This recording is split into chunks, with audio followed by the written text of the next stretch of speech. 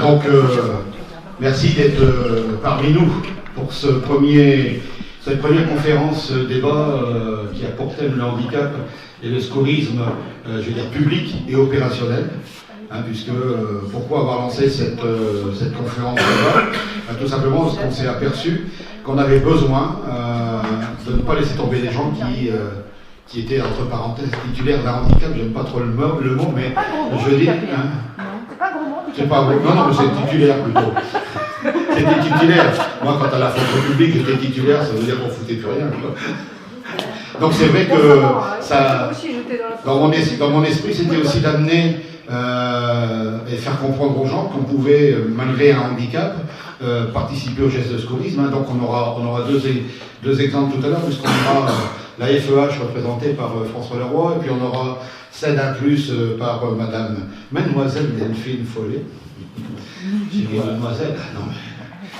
Donc c'est ça. On aura également, au cours de la manifestation, j'ai tenu à ce qu'on parle aussi un peu des produits que nous fait Icône Graphique, notre partenaire, sur le handicap, puisqu'il y a déjà 3 gros éléments qui sont le handicap visuel, le handicap moteur et le handicap auditif.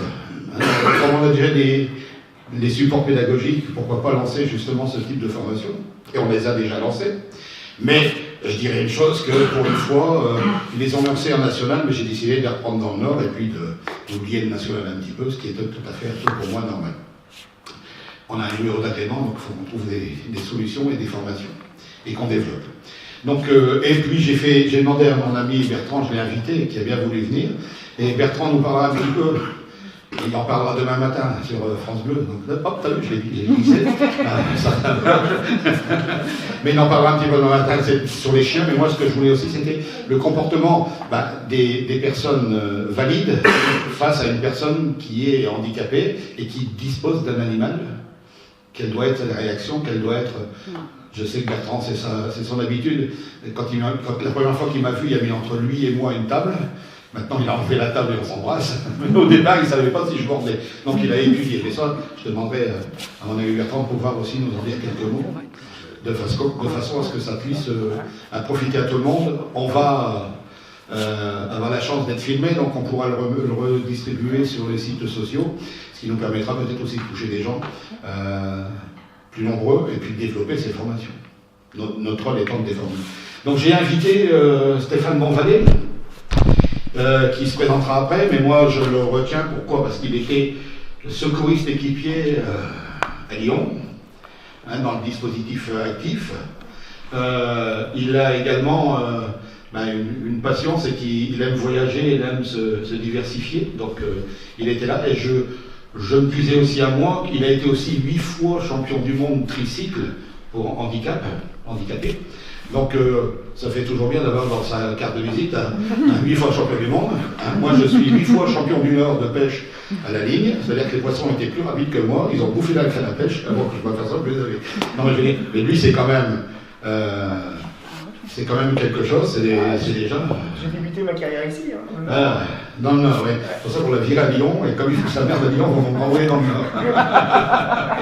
Voilà, donc c'est un peu ça, et puis après je compterai sur vous pour apporter vos expériences et aussi peut-être poser des questions, puisque Stéphane aura l'occasion, il va se présenter, je vais lui laisser le micro, de pouvoir surtout, dans un premier temps aussi, il a mis des formations en place, de pouvoir en parler un petit peu aussi, des formations qui pourraient être développées en partenariat avec l'Université de France.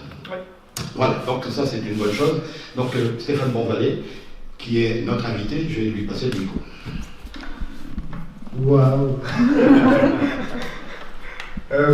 Tout d'abord, je suis très content de revenir ici, dans le Nord, parce que j'ai débuté ma carrière en 99 avec une première grande randonnée de cyclisme, pas très loin d'ici, sur le Mont Cassel, il y a quelques années. Donc voilà, plutôt sympathique de revenir. Je n'étais pas revenu depuis près de 18 ans maintenant, je crois, donc effectivement, le temps passe. Moi, j'ai un parcours de vie très atypique. Je fais partie de ces handis qui utilisent leur handicap pour faire quelque chose de positif pour son handicap lui-même, mais aussi pour la société qui l'entoure. C'est vraiment ce qui me définit. Je suis fils de parents en situation de handicap, pour une pathologie qui n'est pas la mienne, mais en l'occurrence, moi, je suis infirme moteur cérébral, donc je suis IMC de naissance. Et puis assez rapidement, parce que j'ai l'esprit de contradiction, j'ai décidé de faire tout ce que mon orthopédiste m'interdit. Donc quand il m'a dit Stéphane, il ne faut pas que tu fasses de vélo, j'ai dit je vais faire du vélo. Puis Stéphane, quand il a envie de s'amuser, il s'amuse. Donc voilà, tant que je ne me mets pas en danger, j'en profite.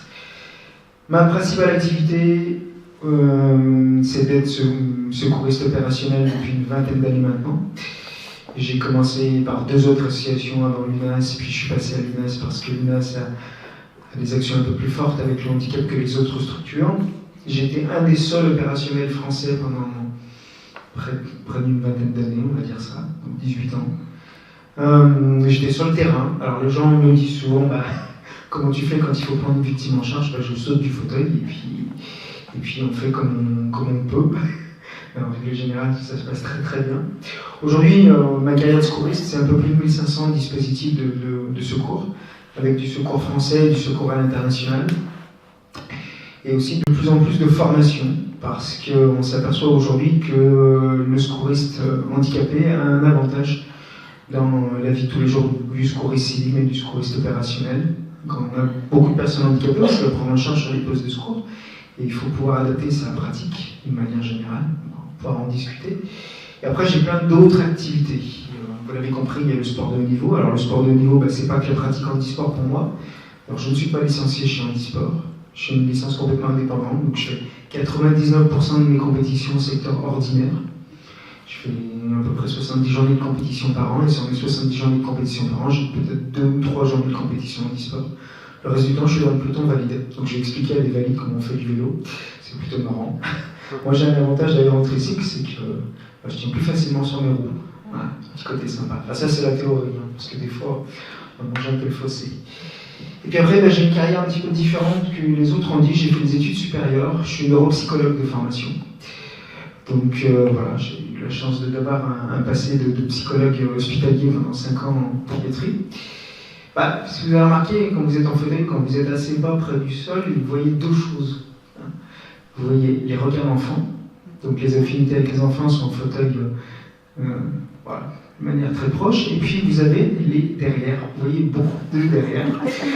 Donc plus tard je me reconvertirai comme culologue, un nouveau métier à venir, mais je connais toute la taille, toutes les tailles, j'y travaille, c'est ma vocation à venir.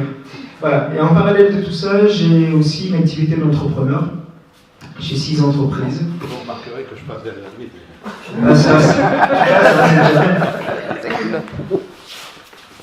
J'ai 6 entreprises et voilà, j'ai une entreprise qui s'appelle Cabinet National d'Handicapologie, qui fait du conseil juridique et social pour les particuliers, les entreprises, les collectivités, j'en passe. C'est 1300 consultants sur tout le territoire national.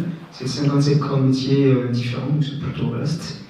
J'ai le statut d'expert juridique sur les questions de handicap, et malheureusement, je suis un des seuls en France à l'avoir. Donc je statue aussi beaucoup sur les problématiques juridiques, par nécessité. Et puis, je vais vous parler des 2 autres activités les plus principales. Une qui s'appelle Handimmersion, qui est une société de production audiovisuelle autour du handicap. Donc on va tourner des reportages, documentaires et des vlogs en accompagnant les personnes handicapées, tout type de handicap, dans des activités diverses et variées.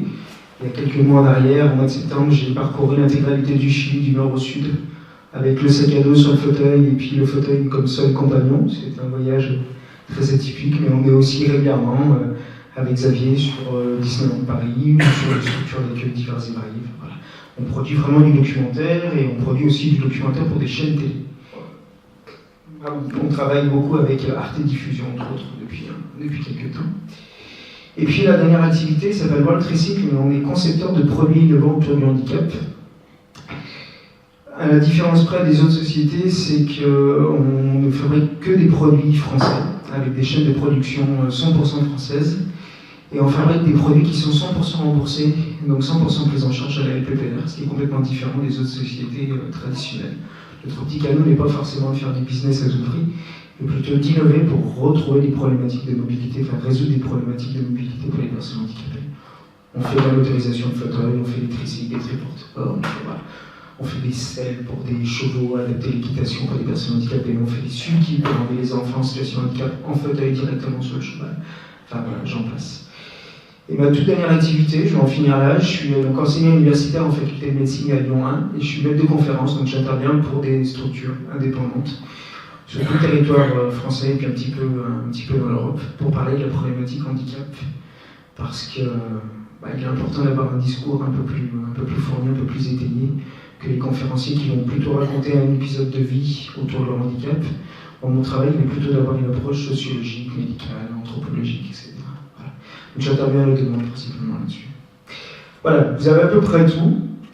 Ce qui me fait vibrer, c'est le sport. Le sport me fait encore vibrer.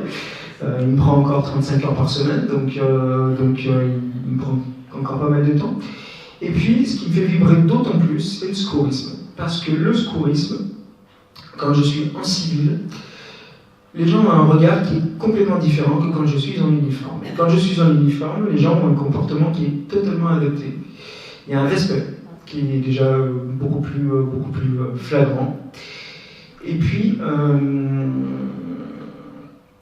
il y a une espèce de sympathie qui se crée. Vous avez des victimes, je le remarque, en poste de secours, qui préfèrent être soignées par moi que par parfois une victime, parfois un intervenant valide.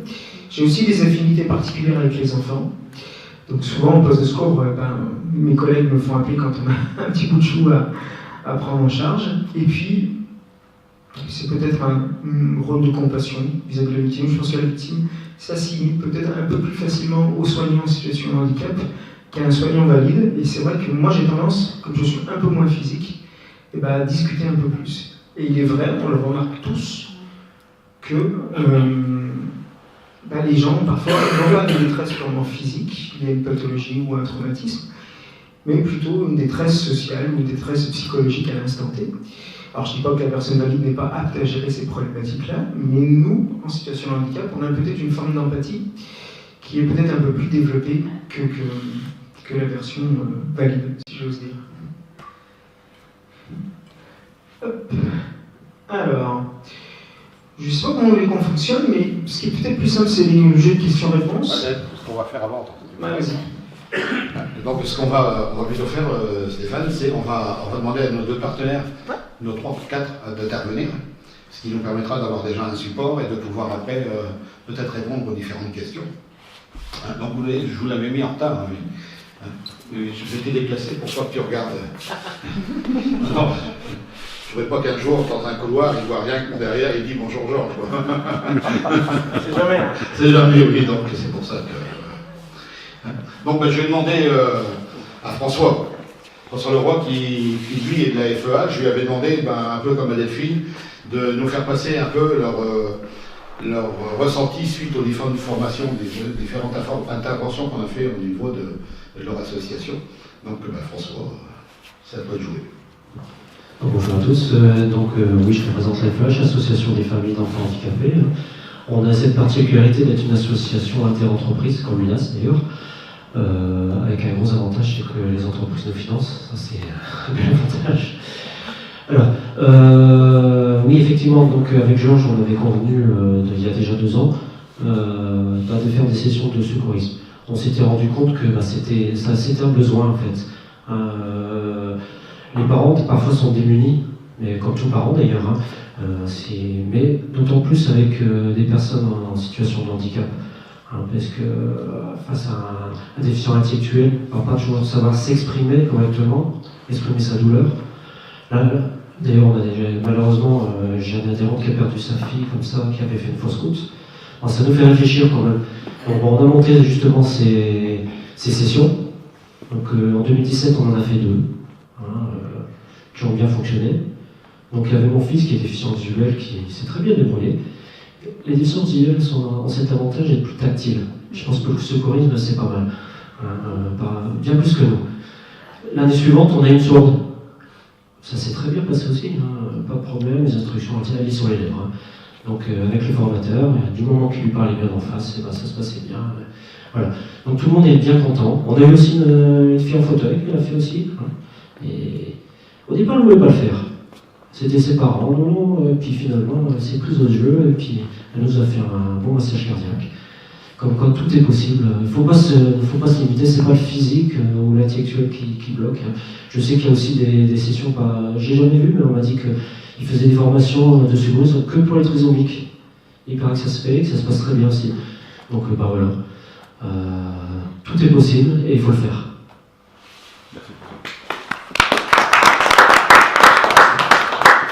Donc un premier témoignage, et là on s'aperçoit que ce premier témoignage nous permet de voir aussi que c'est ouvert à tout le monde, que tout le monde peut en profiter, et que c'est notre intérêt à nous, valide, de se rapprocher, et c'est pas aux handicapés de se rapprocher des valides, c'est nous qui devons faire le geste, on doit les accueillir, et on doit un maximum de fois, c'est ce que je dis à mes collègues formateurs, de devoir être capable de pouvoir s'adapter. Je sais que j'en ai beaucoup qui le font.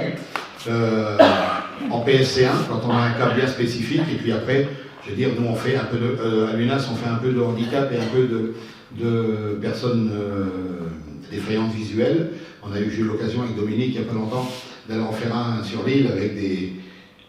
même si l'endroit qui avait été choisi était un endroit difficile, puisqu'on était au premier étage d'un restaurant, avec un escalier qu'on aurait dit le Mont Blanc. Et puis s'il avait envie en plus d'aller aux toilettes après, il fallait qu'il refasse une deuxième fois le Mont Blanc, mais dans l'autre sens. Et en descendre. Bon, mais pour des personnes qui ne voyaient pas clair, ça posait problème. Mais on a eu une très bonne entente, on a eu un très bon résultat, et on s'est aperçu que c'était pas à la personne qui était dans la salle comme stagiaire, mais c'était au formateur de s'adapter à ses stagiaires et à développer sa formation comme ça devrait être fait. Deuxième témoignage, c'est CED 1+. Delphine, ça va aller, sinon tu prends ta chaise. Donc j'ai mis des piles juste pour 3 minutes pour Delphine. Ça sera pas assez. Tu me connais quand je parle, ça va plus. T'en bouge pas, parce que moi je suis quand même prévu. Et j'ai marqué madame, tu vois. C'est ça, c'est bon. Voilà, Delphine, tu vas le faire. C'était un ange. Alors on va te mettre en... Merci.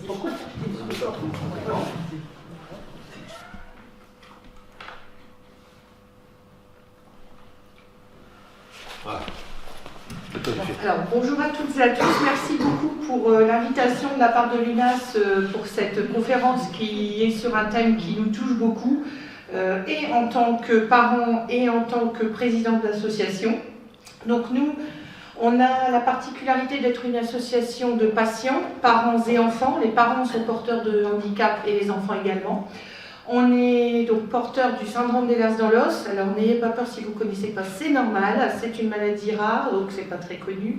Et c'est une maladie donc génétique du tissu conjonctif. C'est une maladie qui est systémique et évolutive. Donc effectivement, le handicap va évoluer au cours de la vie et va être très variable. Alors on appelle ça, nous, notre handicap à géométrie variable, puisqu'on va avoir des moments où on sera beaucoup moins handicapé, des moments où ça sera beaucoup plus lourd. Ça sera très vrai chez les enfants et très variable même au cours d'une même journée, ce qui complique un petit peu le quotidien. On est ouvert à tout le monde, donc aux patients bien évidemment, mais également aux professionnels de santé qui souhaitent nous accompagner, aux personnes valides qui souhaitent également s'investir dans le soutien qu'on peut apporter aux personnes en situation de handicap.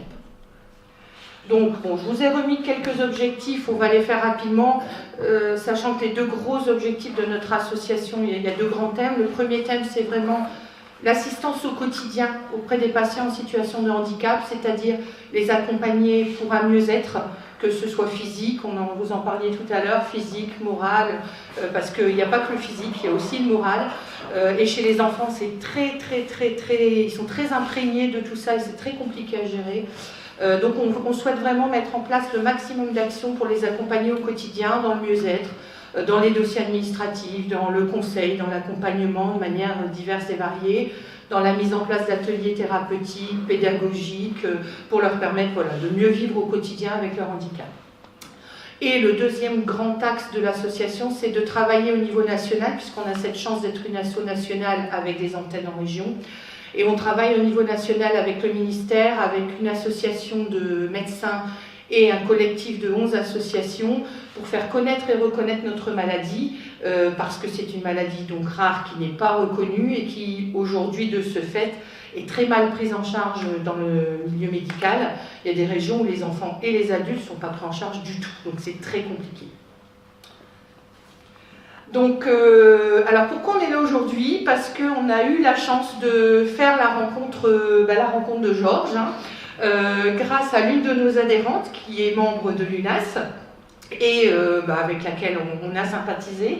Et puis on discutait, voilà, et puis Georges, le prénom de Georges est venu dans la discussion. Donc on a rencontré Georges du coup.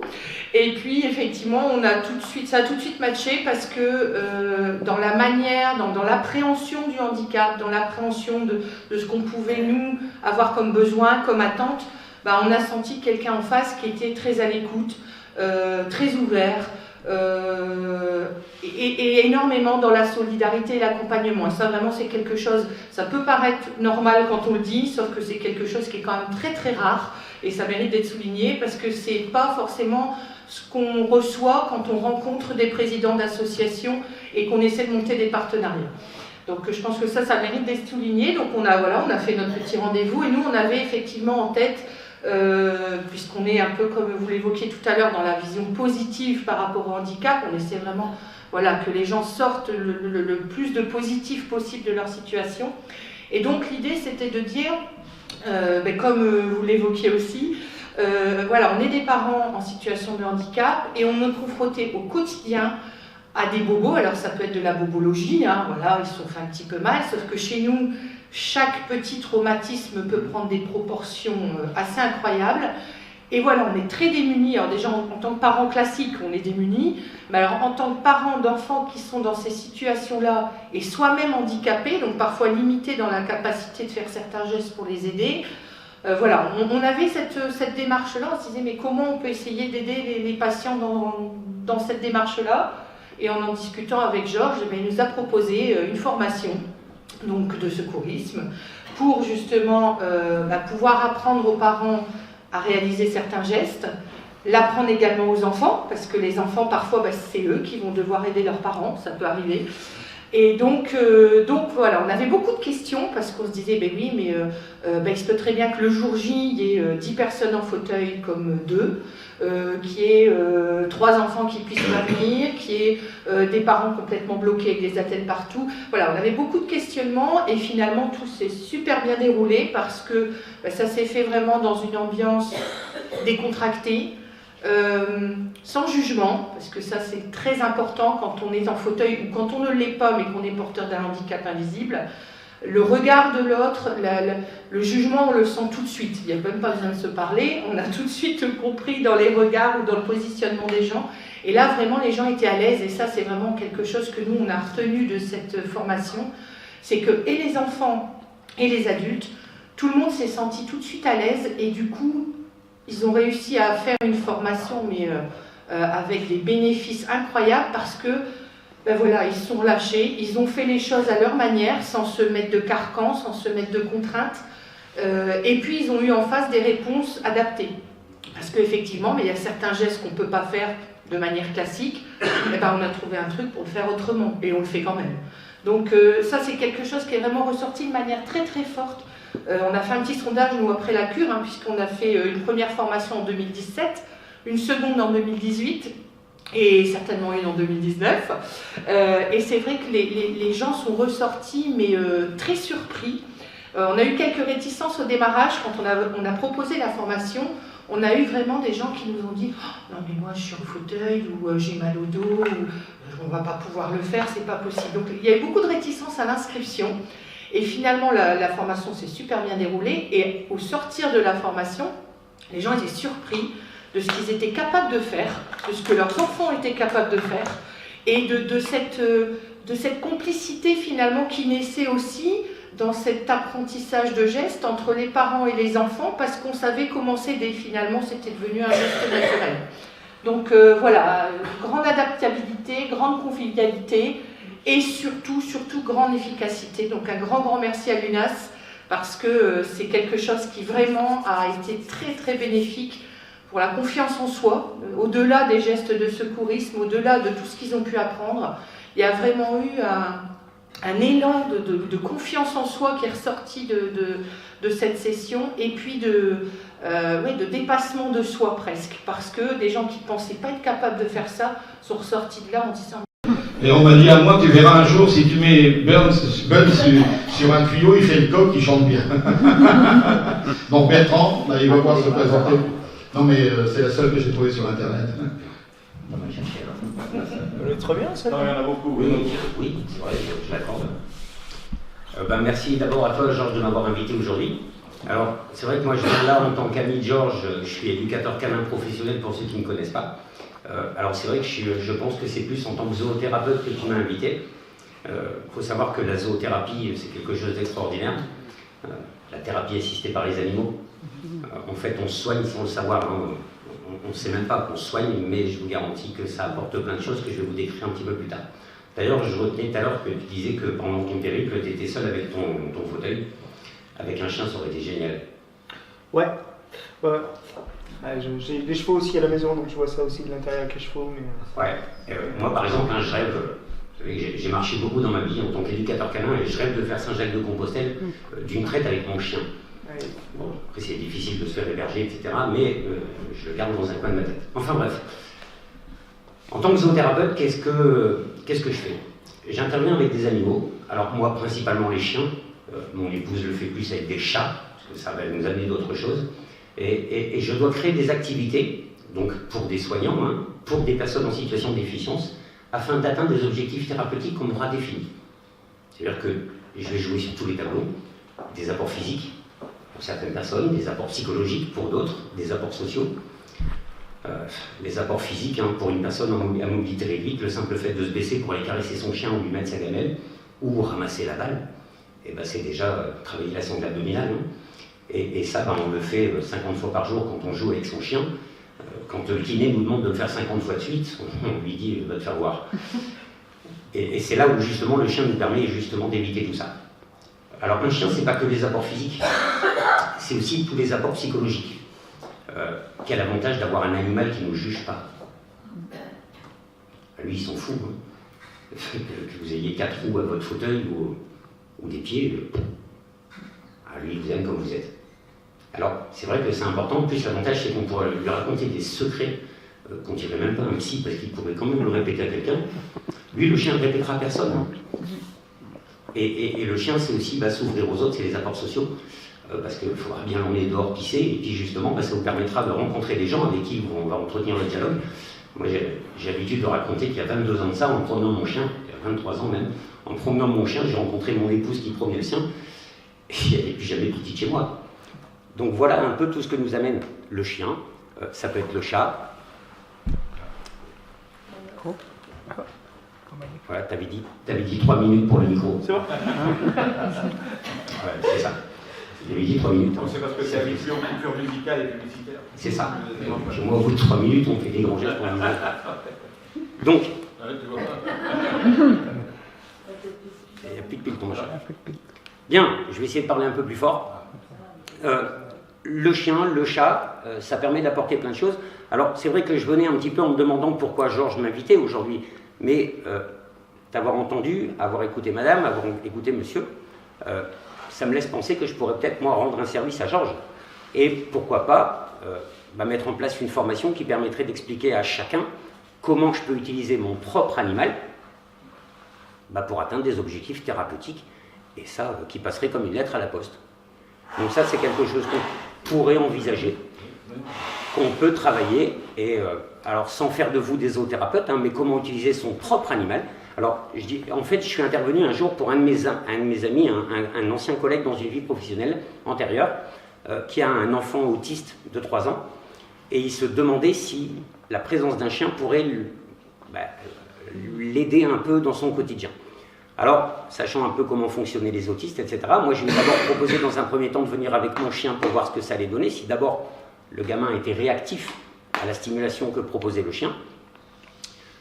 Ça a très bien collé. On a décidé ensemble d'un chien, d'un choix de race qui serait approprié pour le gamin, en tenant compte de ce qu'ils aimaient, de leurs activités également respectives. On a éduqué le chien.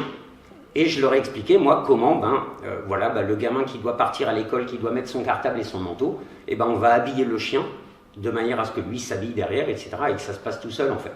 Alors, il brossait les dents du chien, il brossait les siennes derrière, il donnait à manger au chien, il mangeait ensuite.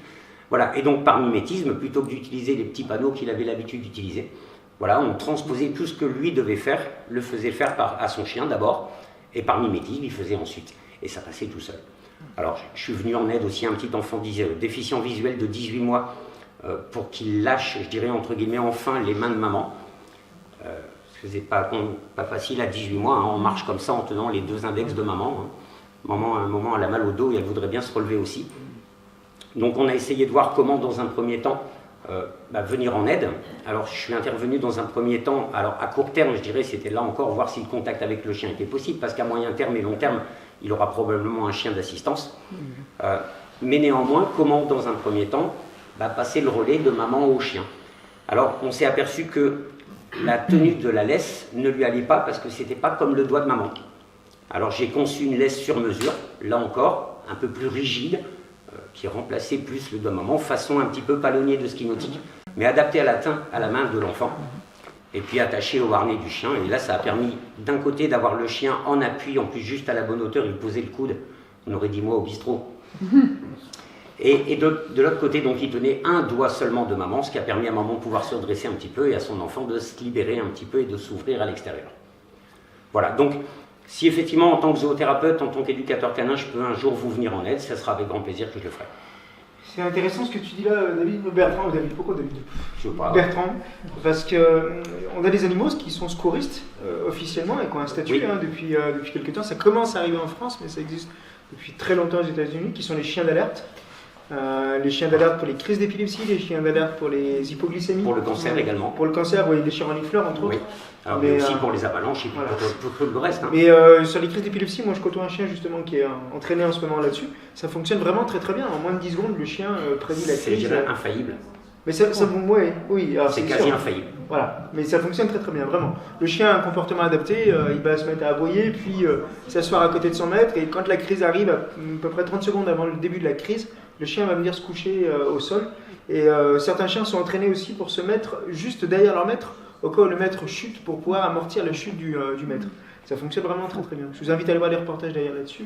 Et les zoothérapeutes ont un rôle extrêmement important là-dessus, et ils sont complètement sous-estimés d'ailleurs. Là où tu parlais de compassion, nous on doit s'arrêter dans l'empathie justement, oui, non, bien sûr. Pour pouvoir justement garder une certaine barrière et une certaine distance. On sait pourquoi on intervient, et je dirais qu'on est moins impliqué que les soignants qui vivent ça au quotidien et 8h à 10h par jour. Nous on vient ponctuellement, et donc on arrive facilement à arriver avec le sourire, partir avec le sourire. Pas forcément le cas d'un soignant qui arrive le matin peut-être avec la banane, mais à la fin de la journée, il est comme ça. Voilà. Merci. Si je peux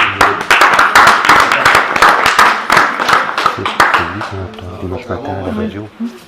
J'ai un micro. C'est France Bleu le mien, c'est pas le tien. Toi, France Bleu, il y a le gaz au tiroir qui envoie, qui coupe le son, et puis les bleus, normalement il est rouge. Voilà, donc merci Bertrand encore. Alors, le dernier, pour le moment, à intervenir, c'est un de nos partenaires.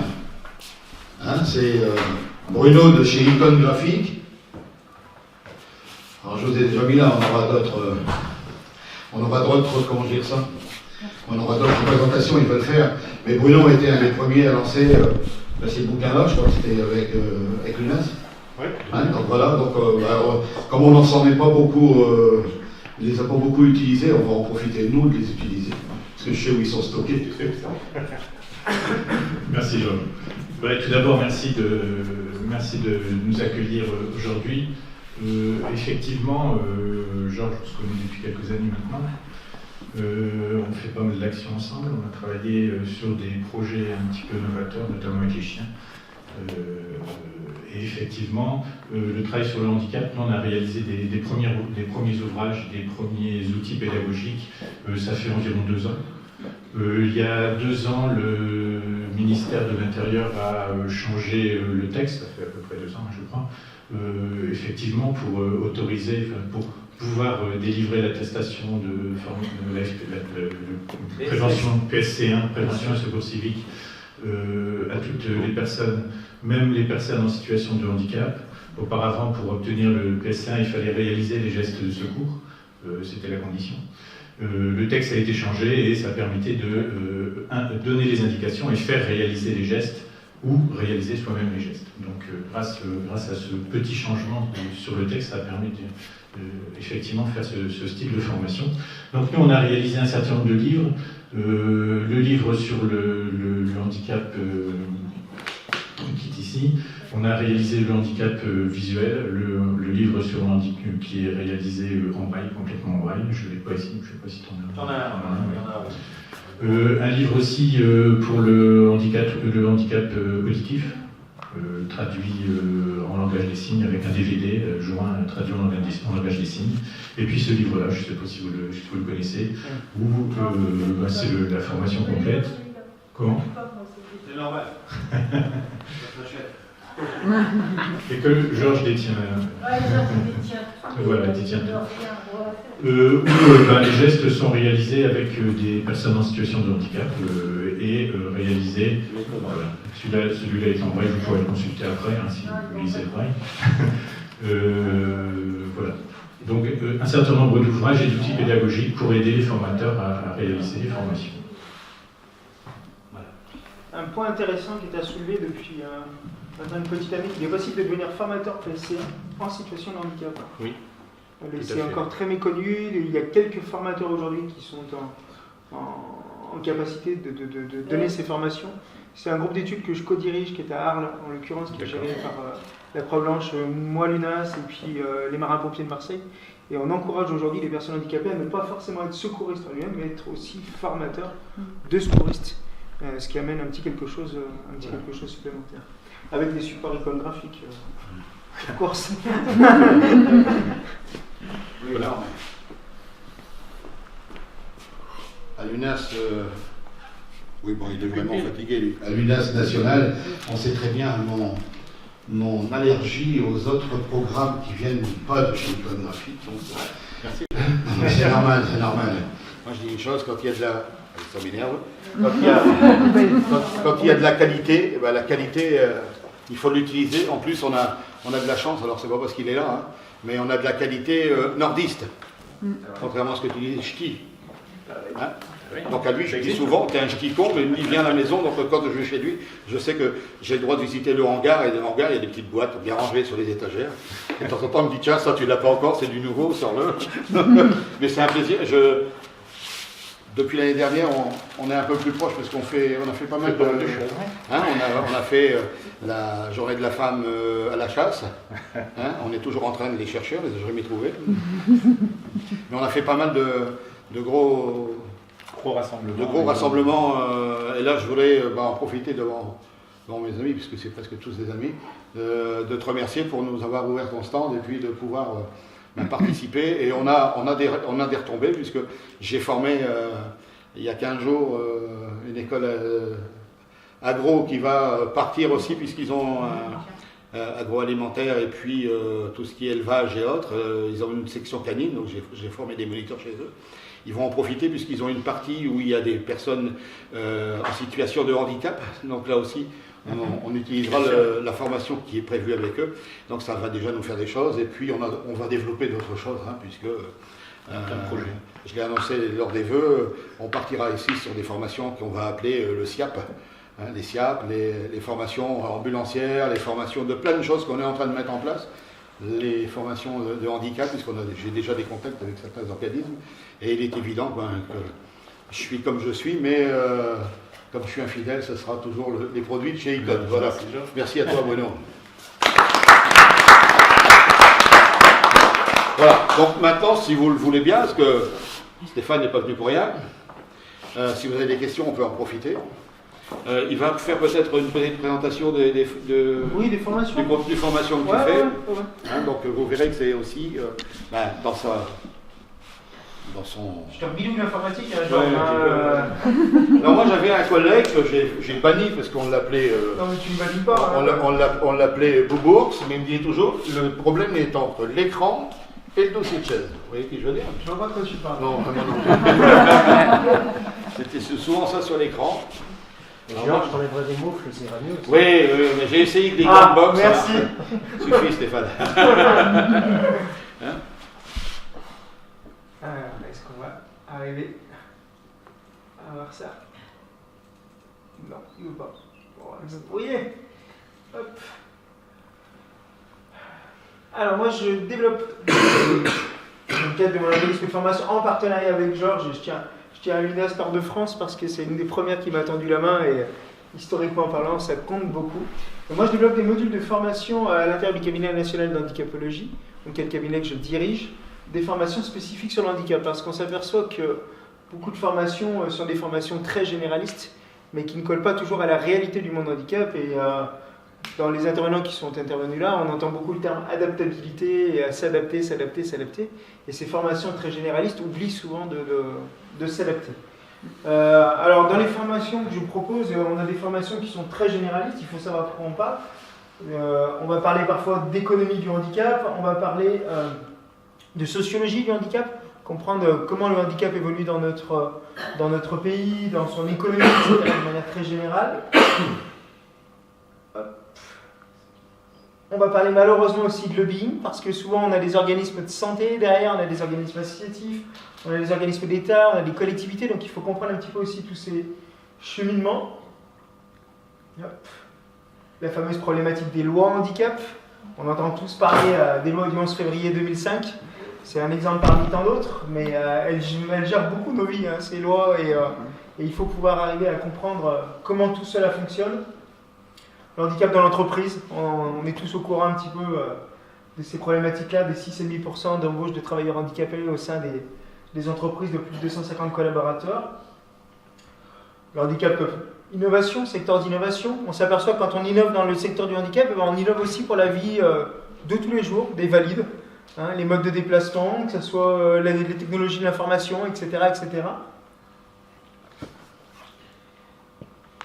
Et puis la partie aujourd'hui qui nous concerne un peu plus, toute la partie autour de l'handicapologie médicale.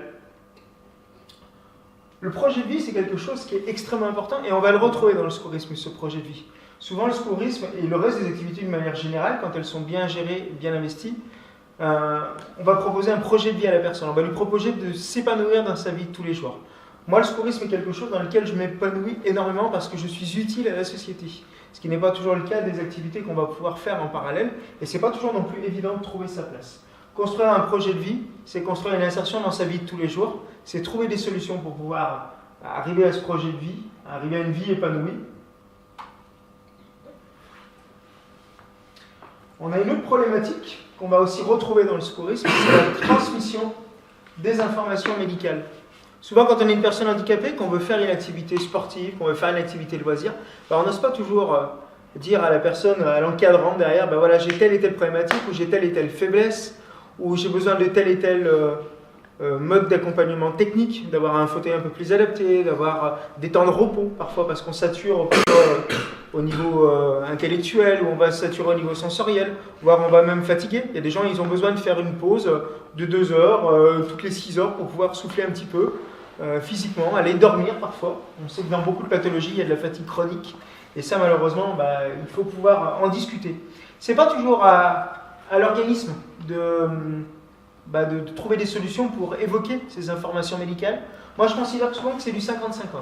Il faut que l'organisme puisse faire une partie des démarches et que la personne handicapée ou la famille de la personne handicapée puisse faire le reste des démarches. S'il n'y a pas 50-50 au niveau du chemin, ça ne fonctionne pas souvent.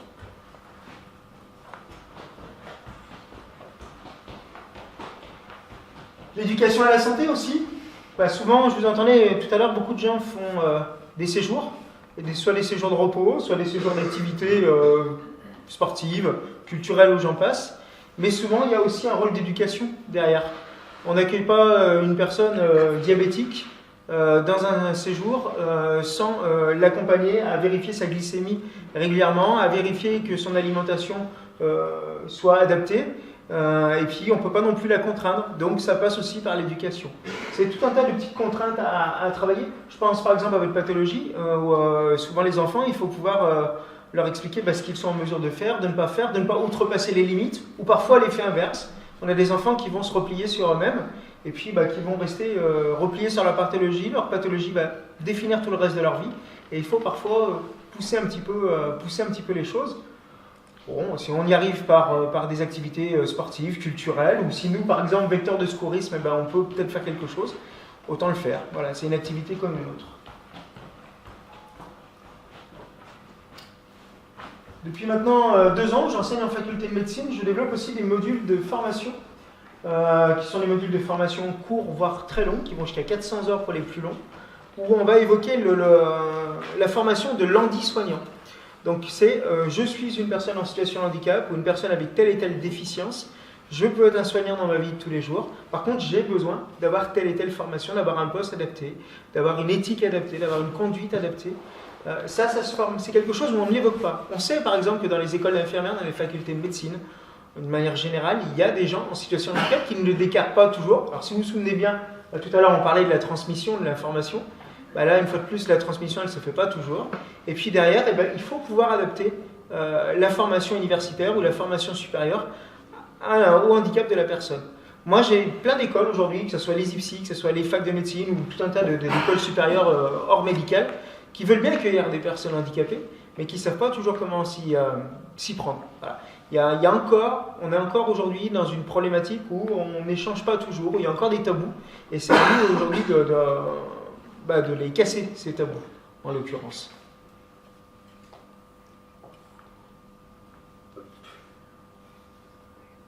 Et puis, le dernier morceau, avec lequel je travaille beaucoup aujourd'hui au sein de l'UNAS, mais pour d'autres assos et puis beaucoup les pompiers, c'est le secours adapté.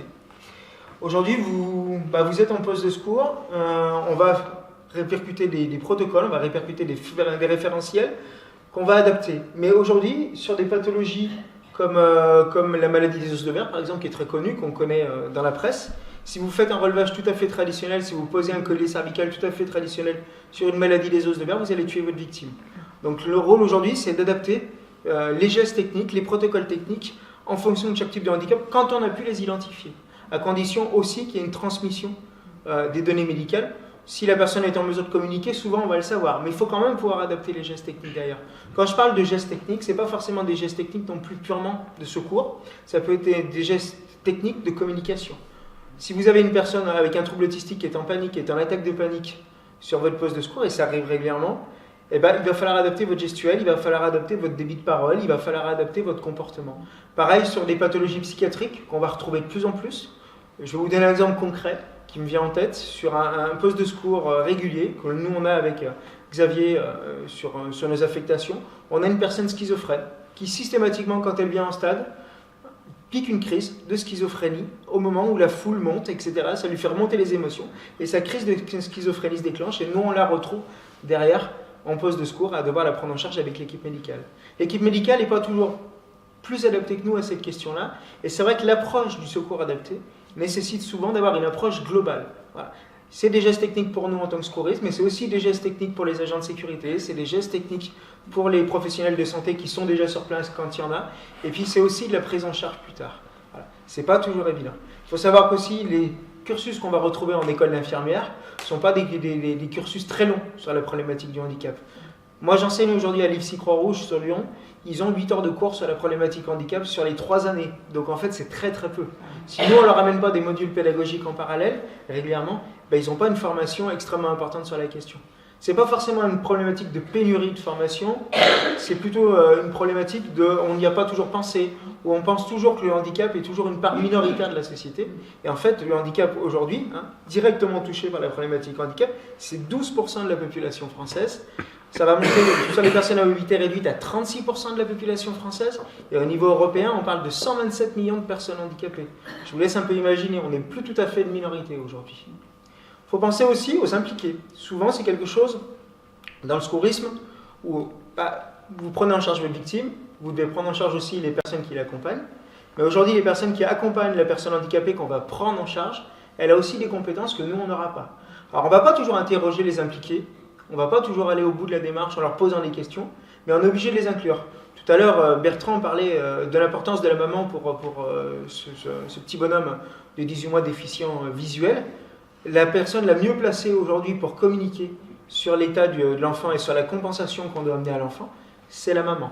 Dans le cadre médico-légal et dans le cadre médico-social, la maman est souvent malheureusement écartée de ce schéma-là. Et si nous, on a à prendre en charge l'enfant de 18 mois en poste de secours, au service des urgences ou en service médical, eh bien, malheureusement, la maman va avoir tendance à être un peu plus écartée que la moyenne. Et c'est dommage, parce qu'elle fait partie intégrante du soin. J'irais même jusqu'au bout à dire que le chien fait partie du schéma de santé. Aujourd'hui, si l'enfant est hospitalisé et qu'on écarte le chien, ça va créer un problème. L'enfant ne va pas être très bien parce qu'on va lui emmener son support thérapeutique qui va lui permettre d'être le plus confortable possible. On commence aujourd'hui, je suis content d'ailleurs du travail de Bertrand là-dessus, parce qu'on commence à faire rentrer des animaux dans les EHPAD, dans les services d'Alzheimer, dans les services psychiatriques, d'une manière générale. C'est des soignants à part entière. Les formations que je propose sont des formations qui sont toutes labellisées, qui sont des formations qu'on adapte à la clé. On ne peut pas vous dire que ce sont des formations qui vont durer 2 heures, 4 heures, etc. On va d'abord étudier vos besoins pour savoir précisément ce que vous avez. Et c'est vrai que contrairement aux autres organismes de formation, on essaye vraiment de faire du sur-mesure et du clé en main pour vous proposer les formations les plus adaptées possibles. Et on a aussi une particularité, c'est qu'on essaie de trouver les financements derrière pour les formations. Ce qui n'est pas toujours évident. Voilà, on a toujours envie de se former, on a envie de se former dans le temps, mais malheureusement, le manque d'argent fait que ça reste compliqué. On a des programmes là-dessus sur lesquels on peut solliciter pour vous accompagner. Le point que je voulais parler, c'est le soin handi-adapté. Le soin handi-adapté, c'est la petite Caroline, 10 ans, qui a une pathologie invalidante, qui a été perfusée pendant des années et des années, et qui du jour au lendemain, au moment de la prochaine perfusion, va être en attaque de panique. L'attaque de panique va empêcher le soin. Et le travail aussi là-dessus, c'est d'accompagner, d'avoir un soin qui soit le plus respectueux possible, déontologiquement parlant, mais aussi dans la technique du soin. En France, on a encore pas mal de problématiques parce qu'on malheureusement on manque de personnel, on manque d'argent derrière pour financer des programmes qui soient convenables, et parfois on oublie un petit peu qu'il y a des humains derrière.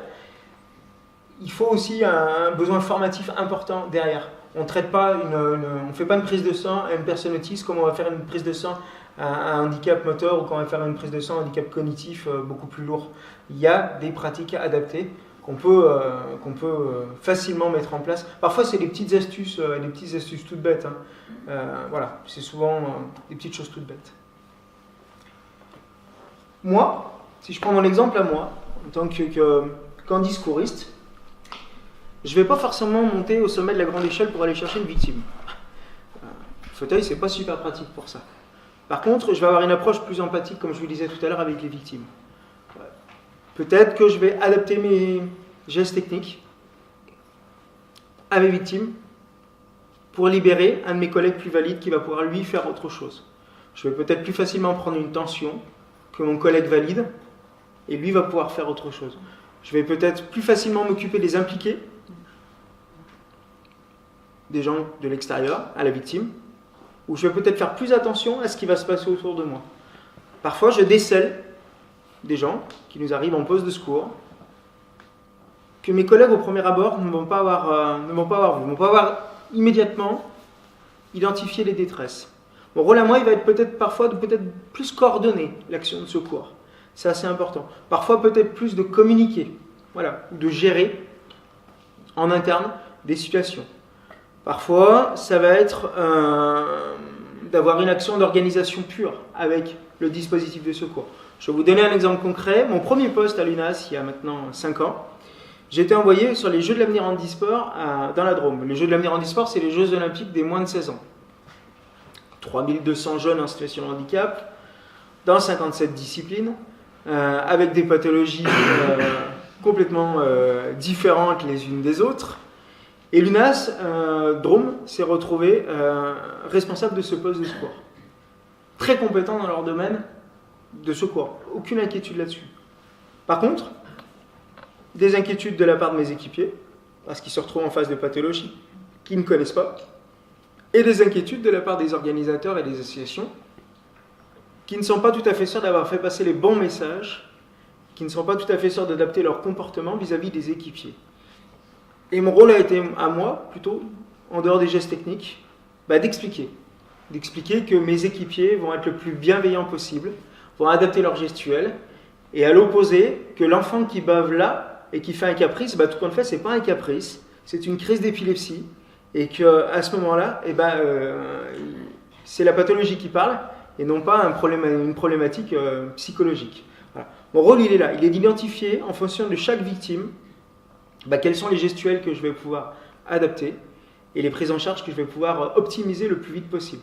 Parfois, on a aussi des pathologies pour une personne valide qui seraient sans conséquence, mais pour un handicap, si on rajoute quelque chose derrière, comme une insuffisance respiratoire sur des pathologies comme la mucoviscidose, une insuffisance respiratoire chez une personne valide nécessite une prise en charge urgente, mais chez une personne atteinte d'une mucoviscidose, elle est encore plus urgente. Donc il faut peut-être la passer en priorité. Il faut la trier beaucoup plus vite pour la passer en priorité. Voilà. C'est tous ces rôles-là qu'on va pouvoir adapter le mieux possible. Puis parfois, c'est aussi rassurer les parents. Alors je suis content de ce que je viens de voir là, sur les formations qui ont été dispensées de votre côté, parce que j'en rencontre beaucoup de parents qui sont très inquiets, parce qu'il y a des pathologies où les enfants vont faire beaucoup de fausses routes, par exemple.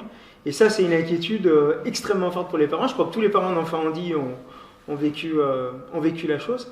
Et c'est aussi former à ça, mais aussi responsabiliser les enfants. Les enfants sont tout à fait en mesure d'agir, vous l'avez très très bien défini. Et puis, ces enfants-là, ils ont acquis, au fur et à mesure des années, des expériences médicales, des expériences empathiques, voire même humanistes, pour certains. Et c'est peut-être, après, leur expliquer que s'ils ont envie de devenir médecin, ou s'ils ont envie de devenir kiné, ou ce qu'ils veulent, ils peuvent le faire. Et mon rôle à moi, et le rôle des gens qui travaillent avec moi, c'est aussi de leur expliquer tous les champs des possibles. Parce que souvent, ils ont une vision très médicalisée du monde médical. Le monde médical, c'est le monde qui fait bobo, c'est le monde contraignant, voilà. Alors qu'au fond, il n'y a pas que ça. Il y a aussi, derrière tous ces soignants, des hommes et des femmes qui font leur métier le mieux possible, mais qui parfois oublient un petit peu le côté humaniste de leur métier, et surtout le côté humain purement relationnel. Notre rôle, c'est aussi ça. Voilà. Je propose, si vous avez des questions... Donc maintenant, merci Stéphane, je crois qu'on peut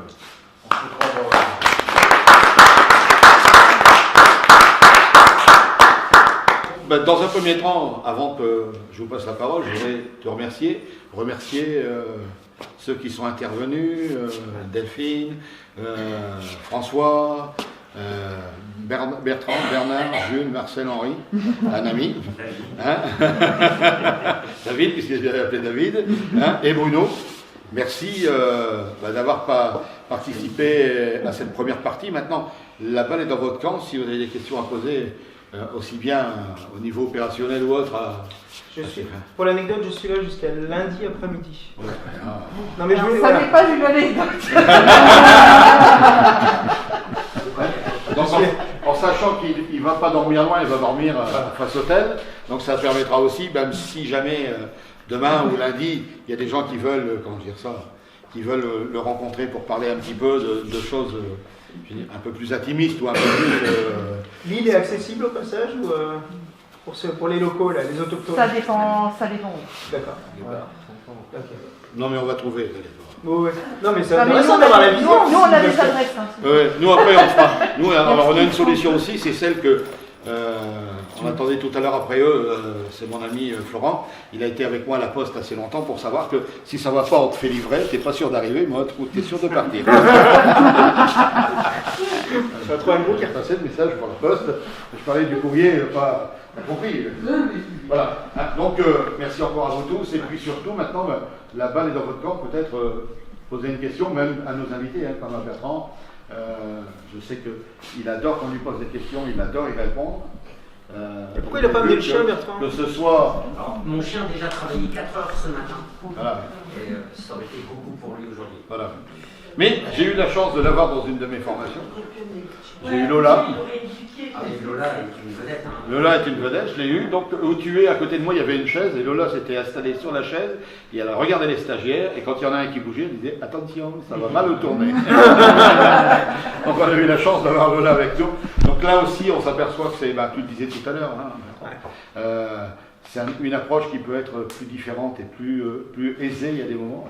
C'est vrai que tu le disais tout à l'heure, on a plus de difficultés en tant que, je vais dire ça, en tant que valide, d'aller vers une personne qui est handicapée, c'est malheureux à dire, mais c'est comme ça, on a plus de difficultés. Il y a des moments où on peut aussi ne pas être attentif, on peut faire une gaffe dans notre parole. Moi, tout à l'heure, tu parlais de celle qui m'a vendu à CED 1+. C'est Anne, mais pour moi, Anne, c'est vrai qu'elle est adhérente chez toi aussi, mais pour moi, Anne, ça a toujours été Anne. J'ai jamais amené quoi que ce soit sur sa façon de faire. Au contraire, tout à l'heure, on en parlait avec Stéphane. Si on prend Anne comme, je ne veux pas lui lancer de fleurs, hein, c'est pas le cas, mais même si on ne peut plus la mettre sur le terrain pour faire de l'opérationnel pur, elle peut toujours être en opérationnel, mais de commandement, d'administratif, de relationnel. Ça, c'est une chose importante. Et si j'ai 10 secouristes opérationnels et que j'en ai une 11e qui vient, on pourra, soit au chef de poste, soit au chef de dispositif, soit à l'état-major, pouvoir tourner un peu plus le dos, parce qu'on aura quelqu'un qui sera plus attentif, non pas seulement aux victimes, mais à ses équipiers. Et là, c'est une chose qui est faisable. Donc ça aussi, c'est une chose qu'il faut qu'on mette en place. C'est une chose qu'on doit développer. Et moi, je me sentais un peu, hormis avec la FEH, avec CEDA+, de pouvoir plus participer à des opérations avec vous, à être plus près de vos adhérents. Moi, je me fais un plaisir d'aller à l'Assemblée Générale de la FEH, même si de temps en temps, François, je suis obligé de le plaindre, il n'a pas toujours la secrétaire normale, la secrétaire qui va tout exploser, la secrétaire qui manipule très bien l'ordinateur, mais qui de temps en temps a le bouton aussi pour couper le micro, donc il est embêté, n'est-ce pas ma chérie? Non, ce que je veux dire par là, c'est qu'on a tous besoin, on doit tous faire une équipe, on doit tous être la main dans la main, et on doit surtout aussi pouvoir amener une solution à des gens qui sont de l'extérieur, qui ne sont pas habitués à nous côtoyer et à ouvrir un maximum nos portes. Hein. Donc ici, on a une chance, c'est qu'on est en centre-ville, c'est accessible. C'est de pouvoir aussi, justement, c'était le but de la journée aujourd'hui aussi un petit peu, de l'après-midi, c'est de dire, voilà, demain, on va le mettre sur les réseaux sociaux, on va faire comprendre un petit peu aux gens.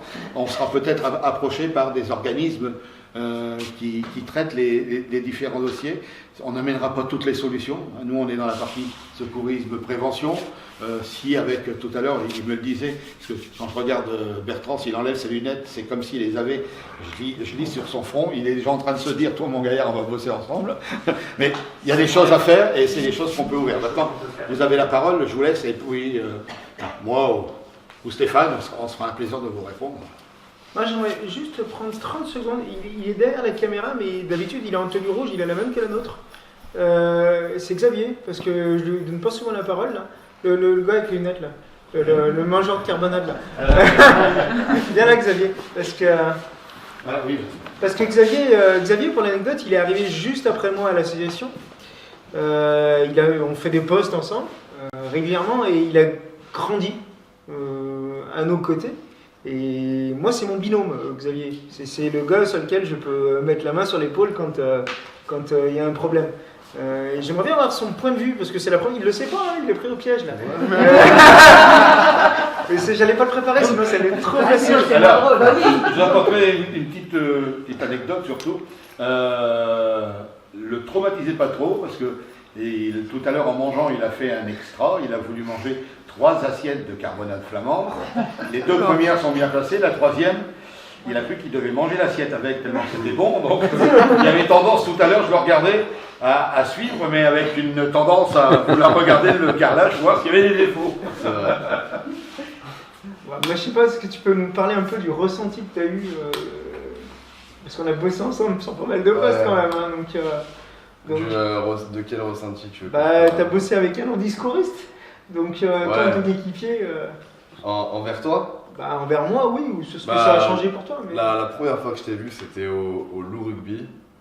Je pensais pas qu'on puisse faire du secourisme handicap. Je pensais pas que c'était accessible.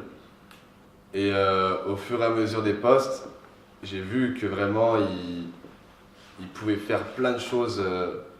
On peut pas se soucier tant qu'on voit pas. Mais il y a plein de choses qui sont accessibles, il y a plein de choses qu'on peut faire tout en étant en situation de handicap. Et ça, c'est vraiment beau de vouloir valoriser le handicap pour le mettre plus haut et pour vraiment montrer aux gens que handicap ou pas, on peut les aider. Et je trouve ça beau. Ça me va.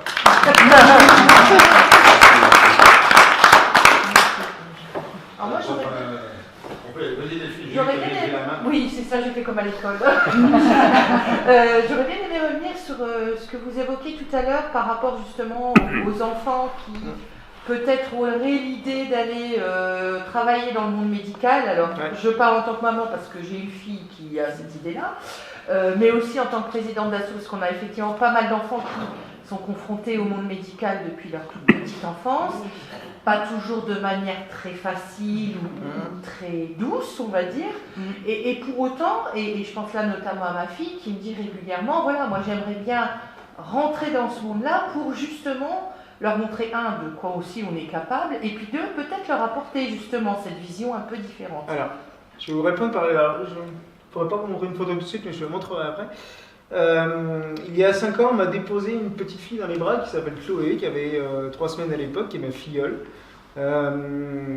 qui aujourd'hui est en maternelle, et qui, quand on joue à chat, je lui cours pas après, je lui roule après, c'est son terme, qui vient de se faire offrir par Papa Noël l'ambulance des secouristes, parce qu'elle veut devenir secouriste comme parrain. Ah non, tout compte fait, peut-être que je vais devenir infirmière, parce que je veux aider les autres personnes. Enfin voilà, je pense que le handicap vis-à-vis de Chloé a énormément pesé dans son choix de future carrière, qu'elle soit infirmière ou autre chose, peu importe. Mais je pense que ça l'a guidée à un moment donné et ça l'a ouvert, vraiment, sur les autres. Et je pense que son choix professionnel est fortement lié à mon handicap, clairement.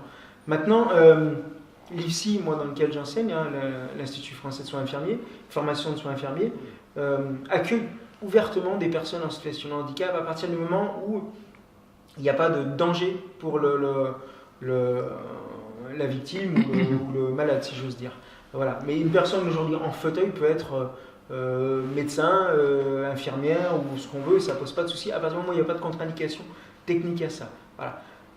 On commence à voir dans la nouvelle génération qui arrive aujourd'hui, moi la nouvelle génération c'est la génération jusqu'aux 20 ans là, qui commence à dire voilà, moi aujourd'hui je vais revendiquer ma place de futur soignant en situation de handicap. C'est pas toujours facile parce que les facs sont pas toujours adaptées, les missions handicap des facs sont pas toujours présentes. Alors je connais pas Lille, je peux pas répondre sur Lille. C'est pas super open. Voilà. Sur Lyon, c'est même sur Lyon, la faculté de médecine, qui est un bâtiment classé, n'est foncièrement pas accessible. Par contre, la mission handicap filme l'intégralité des cours, les met sur une plateforme sur laquelle l'étudiant peut revenir dessus. Le professeur fait des Skype réguliers avec les étudiants en situation de handicap. Donc voilà, moi je filme l'intégralité de mes cours aussi. Voilà, on adapte les méthodologies pour pouvoir combler d'une manière ou d'une autre. Maintenant, il faut aussi que de l'autre côté, la personne handicapée puisse suffisamment se connaître pour dire là je peux faire ça, et à l'opposé je ne peux pas, et je ne pourrais pas, d'une manière ou d'une autre je ne pourrais pas, parce que soit je vais me mettre en danger, soit je vais mettre la personne la personne à soigner en danger dans les protocoles que je vais mettre en place. Moi, en tant que soignant, que ce soit hospitalier à l'époque ou maintenant comme secouriste, à partir du moment où mon geste technique je ne peux pas le faire correctement, je vais foncièrement passer la main à mes équipiers. Aujourd'hui, j'arrive à un tel niveau de connaissance avec mes équipiers qu'un simple regard suffit à mes équipiers de se dire là il faut que je prenne le relais. Voilà.